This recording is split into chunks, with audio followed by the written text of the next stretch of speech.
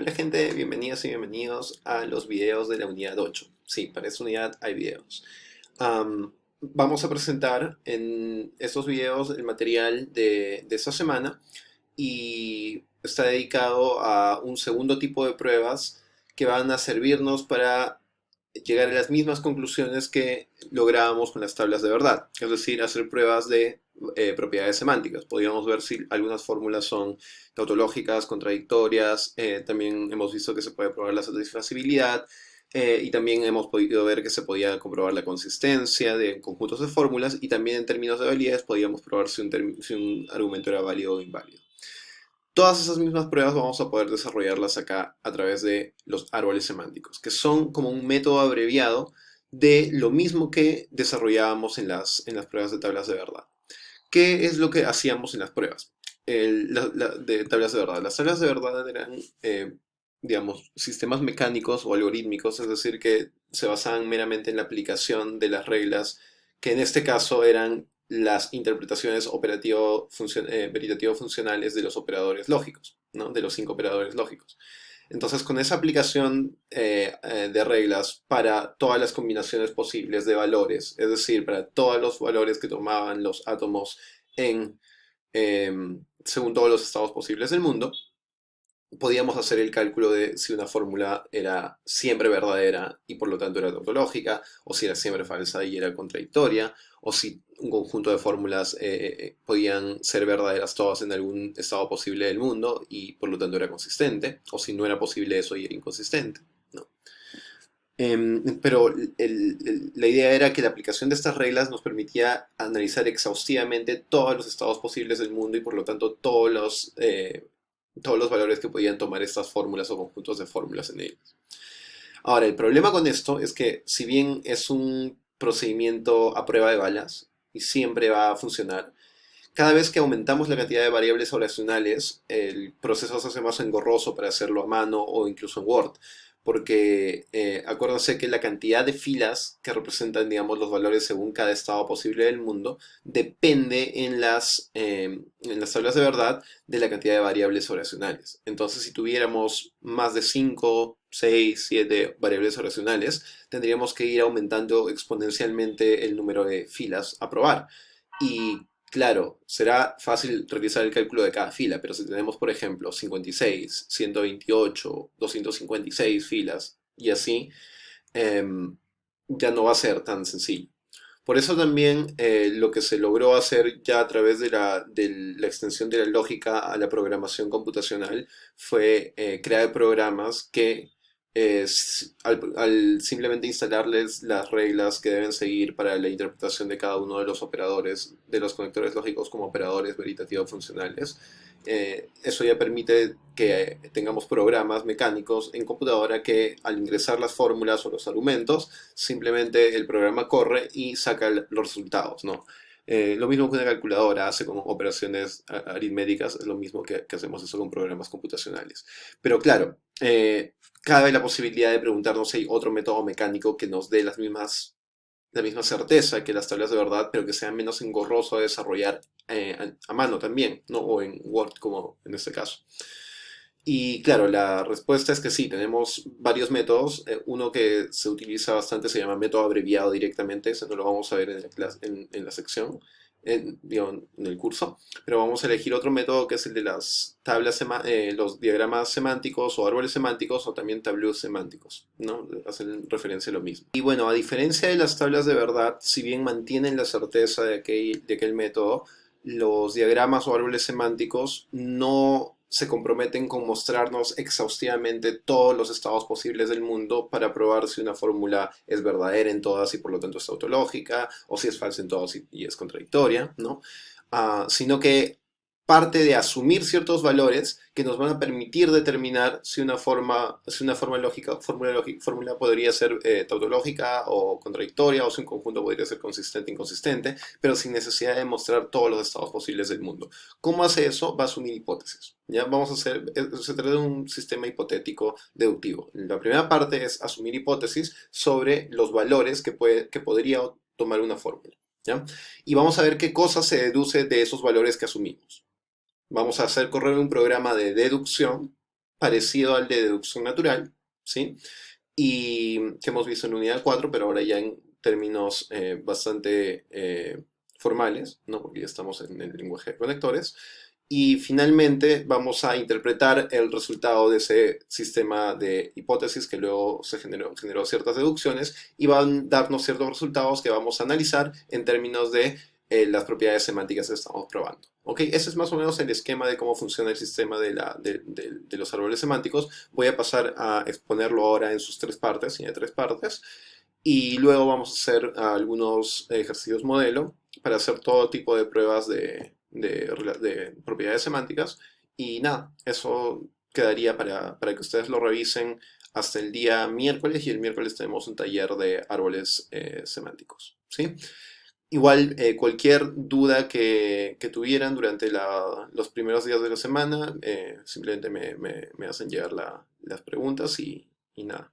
Si no, las guardan para el día miércoles y nos vemos en la reunión. Muy bien, entonces ahora sí comenzaremos. Los árboles semánticos tienen tres partes. La primera parte es bastante sencilla. Simplemente vamos a tener que ver qué pruebas se nos pide realizar para poder asignar un valor hipotético a la fórmula o conjunto de fórmulas o argumento que tengamos que evaluar, ¿sí? Es interesante qué valores vamos a asignar, porque no parecieran ser intuitivos, más bien parecieran ser contraintuitivos. ¿Por qué? Por ejemplo, para probar si una fórmula es tautológica, yo la hipótesis que voy a asumir es que no es tautológica. Miren, o sea, asumo que no se cumple la relación que quiero probar. Y eso va a ser una regla para todas las pruebas, ¿ya? Entonces, eso también se lo pueden mecanizar diciendo, ok, siempre tengo que poner la hipótesis de que no se cumple lo que yo quiero probar. Ahora, ¿qué pasa o qué tendría que pasar con esa fórmula para que no sea tautológica? Tendría que ser falsa en algún estado posible del mundo. Por lo tanto, esto es lo que tenemos que asumir como hipótesis. Y esa va a ser nuestra primera, digamos, nuestro primer paso en el sistema de árboles semánticos, en la prueba de árboles semánticos. Vamos a poner la fórmula, sea cual sea que estamos analizando, y vamos a asignarle un valor hipotético. Y ese valor hipotético se lo vamos a poner a la izquierda, ¿sí? En este caso es falso. Si queremos probar si es contradictoria, asumiremos que no es contradictoria y por lo tanto asumiremos que hay al menos un estado posible en el mundo que hace verdadera la fórmula. Y asignaremos eso como primer paso en nuestro árbol, ¿sí? Entonces esta primera parte sirve para ver cuáles son los primeros pasos que vamos a consignar en nuestro árbol, ¿ya? Dependiendo siempre de la prueba que queramos realizar, ¿no? Por ejemplo, si la prueba es si esta fórmula implica esta otra, ¿no? Si phi implica psi, y tenemos que asumir que no lo hace. Por lo tanto, tendríamos que asumir que hay un caso, un estado posible del mundo en que la primera fórmula es verdadera y la segunda es falsa, ¿no? Y lo mismo, aquí vemos que hay dos pasos que vamos a sentar como primeros pasos, ¿no? A diferencia de estas que trabajan con una fórmula, las implicaciones y las equivalencias, por ejemplo, trabajan siempre con dos. Y siempre van a ser, digamos, los primeros pasos dos, ¿no? Verdadera la primera fórmula, falsa la siguiente. En el caso de una prueba de equivalencia, asumiremos que no hay una equivalencia entre las fórmulas y veremos que eso significa, en términos prácticos, que las dos fórmulas tienen valores distintos en algún estado posible del mundo, ¿sí? Porque recordemos, para que equivalgan tendrían que tener siempre los mismos valores en los estados posibles del mundo. Ahora, esto, digamos, la prueba de equivalencia va a ser la que va a generar un poquito más de trabajo, porque en esta prueba y solamente en esta prueba vamos a tener que hacer dos árboles siempre, ¿ya? O sea, dos pruebas de árboles semánticos. Una de ellas va a tener estos primeros pasos. Va a ser la primera fórmula verdadera y la segunda fórmula falsa. Es decir, vamos a probar una de las posibles combinaciones que haría que no haya equivalencia. Y luego, en segundo lugar, vamos a probar la segunda de las combinaciones que haría que no haya equivalencia. Como la primera es falsa y la segunda es verdadera. Y vamos a tener que correr dos programas independientemente. Dos árboles independientemente. Para probar si hay validez, digamos, si la pregunta es si este argumento es válido, el argumento delta, y les especifico ya nuevamente, digamos, es un argumento que tiene n premisas y tiene una conclusión, ¿no? ¿Qué tendría que pasar para que delta no fuera válido? Tendríamos que ver que hay un estado posible del mundo que hace a todas las premisas, a las n premisas verdaderas y a la conclusión falsa. Entonces, en una prueba de árboles semánticos, los primeros pasos serían estos, ¿no? Todas las premisas se ordenarían verticalmente y todas se les asignaría el valor de verdadero. Y finalmente se consignaría la conclusión y se asignaría el valor de falso. Por último, esta prueba, quiero que la lean bien, no es que esté mal redactada, aquí lo que vamos a hacer propiamente es una prueba de inconsistencia. Vamos a preguntarnos si el conjunto gamma es inconsistente.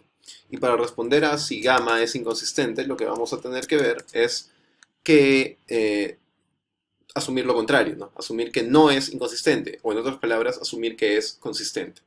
¿Por qué? Porque esa es la hipótesis que sí se puede probar en un árbol semántico. ¿Por qué? Porque para decir que gamma es inconsistente, podemos decir que eso significaría que hay al menos un EPM que hace a todas las n fórmulas de este conjunto gamma, todas verdaderas. Entonces podemos sentar esa hipótesis aquí, decir, ok, listamos todas las n fórmulas de gamma y les ponemos la hipótesis de valor verdadero y analizaremos qué pasa con eso. Ok, entonces tenemos todas esas, el tipo de pruebas que podemos hacer por tablas por tableros semánticos o lo que es lo mismo árboles semánticos, y tenemos los primeros pasos que tendríamos que sentar dependiendo de cada una de las pruebas que podemos realizar con ellas. ¿Ya? Ahora pasemos a la segunda parte de toda prueba por árboles semánticos. Una vez sentadas los valores hipotéticos, vamos a iniciar un proceso de deducción de valores. ¿Ok? Entonces, para realizar un proceso de deducción de valores, lo que vamos a tener que poner es ciertas reglas para deducir valores. Ahora, estas reglas que están listadas acá, que son 10 en total, ok, van a tener que aprenderlas, pero ¿qué significa aprenderlas? Simplemente que recuerden qué significa un operador, cada uno de los 5 operadores veritativos funcionales que tocamos en el curso. Y ustedes ya manejan eso. Así que no van a tener mayor problema para memorizar estas reglas o para aprenderlas, porque son completamente intuitivas cuando ya manejan como ustedes el significado que estamos asignando a cada uno de los conectores, ¿no? Quiero que se den cuenta que son reglas para deducir siempre valores de subfórmulas moleculares, porque de fórmulas atómicas o de subfórmulas atómicas ya no se puede deducir ningún otro valor, ¿no? Entonces siempre van a ser, además, en este caso, en el caso de los árboles semánticos, deducciones que descomponen las fórmulas anteriores en subfórmulas más sencillas. Y por lo tanto, el árbol siempre va a tener un fin, ¿no? Un final, digo. No es que se va a poder ampliar infinitamente. Por lo menos eso en lógica de conectores. Ya veremos qué pasa luego con lógica de primer orden. Ahora, entonces tenemos dos tipos de deducción en estos en los árboles semánticos para esta segunda parte. El primer conjunto de reglas, de 5 reglas, se llaman reglas de deducción lineal. ¿Por qué? Porque vamos a partir, y vamos a explicar un poquito también por qué se llama árbol semántico este tipo de prueba. Vamos a partir de una fórmula o un conjunto de fórmulas que han sido asignados con ciertos valores, ¿no? Y luego vamos a correr el programa descendiendo, ¿sí? Como de arriba para abajo, igual que en una prueba matemática. Y lo que vamos a ver es que ciertas deducciones nos van a permitir ir solamente linealmente, y hay otras que más bien nos van a demandar bifurcar nuestra prueba, ¿sí? Entonces, las primeras 5 reglas son las de deducción lineal y las siguientes 5 reglas son las de deducción bifurcada. Las reglas de deducción lineal se aplican a estas fórmulas, por ejemplo, a fórmulas negadas que tienen el valor asignado de verdad, ¿no? De ellas se deduce, por ejemplo, de la verdad de una fórmula negada se deducirá la falsedad de la fórmula, simplemente, ¿no? Por ejemplo, y dense cuenta, entonces lo que estoy haciendo es de esta fórmula más compleja deducir una fórmula más sencilla y, claro, del valor que se le había asignado a esta se deduce también otro valor para su propia subfórmula. Y esa va a ser la lógica de cada una de estas reglas, ¿no? Por ejemplo, de la falsedad de una fórmula negada se deducirá la verdad de la fórmula. De la verdad de una conjunción de dos fórmulas se deducirá la verdad de una fórmula y la verdad de otra. ¿Y cómo se pondrá eso en línea? Se pondrá verticalmente una sobre otra, ¿no? Lo mismo acá, de la falsedad de una disyunción se deducirá que ambas fórmulas son falsas. Y de la falsedad de una condicional se deducirá que la primera es verdadera y la segunda es falsa. Todo eso se va a consignar linealmente, ¿no? Las dos fórmulas con sus valores propios, y en este caso las fórmulas con sus valores propios, se deducirán de las anteriores de manera lineal, para abajo. Y en el caso de las bifurcadas vamos a tener una deducción también para abajo, pero de manera bifurcada, no solamente recta, ¿ya? Y esto va a ocurrir cuando tenemos una conjunción falsa, o una disyunción verdadera, o una condicional verdadera, o en cualquier caso de valores que se asignen a la bicondicional, ¿ya?